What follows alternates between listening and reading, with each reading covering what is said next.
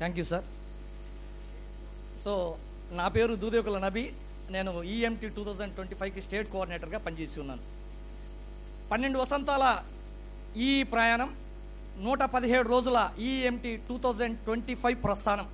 ఈరోజు ఇక్కడికి విచ్చేసినటువంటి విద్యార్థుల ముఖాలు సంతోషంతో విరబుచ్చుతున్నాయి అంటే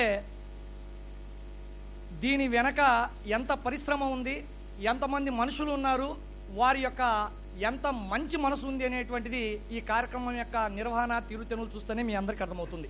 సో ముందుగా సభా వేదిక మీద ఉన్నటువంటి పెద్దలందరికీ నా యొక్క నమస్కారాలు తెలియజేస్తూ, టీమ్ ఈలో కనిపించేటువంటి వాళ్ళల్లో నాకున్న ఒకే ఒక చిన్న ప్రత్యేకత ఏమిటి అంటే, అందరూ సాఫ్ట్వేర్ సాంకేతిక రంగానికి సంబంధించిన వాళ్ళైతే వారందరూ చిన్నప్పుడు గవర్నమెంట్ స్కూల్లో చదువుకున్నామని చెప్పుకొని ప్రజెంట్ వాళ్ళు మంచి మంచి ఉద్యోగాలు చేస్తున్నారు.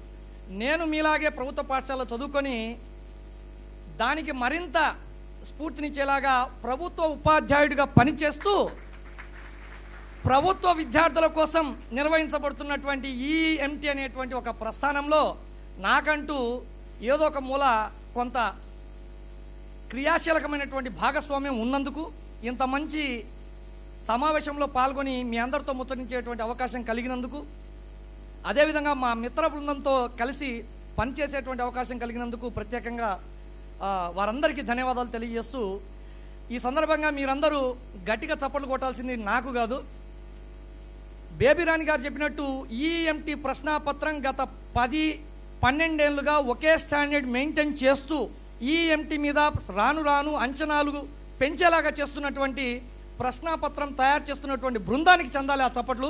గట్టిగా ప్రశ్నాపత్రాన్ని ఎవరైతే తయారు చేస్తున్నారో ఆ కాన్ఫిడెన్షియల్ టీంకి గట్టిగా మీ చప్పట్లు.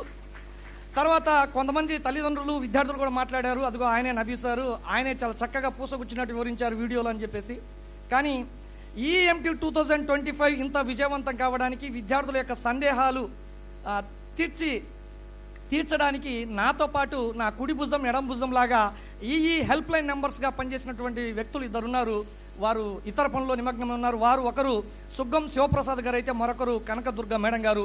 వారిద్దరికి కూడా ఈ యొక్క చప్పట్లు చెందాలని చెప్పేసి ఒకసారి వాళ్ళు లేచి నిలబడాల్సింది కోరుతున్నాను. లేరు, వారు వేరే పనిలో ఉన్నారు. వాళ్ళు మీకు చెక్కులు రాసే పనిలో ఉన్నారు. సో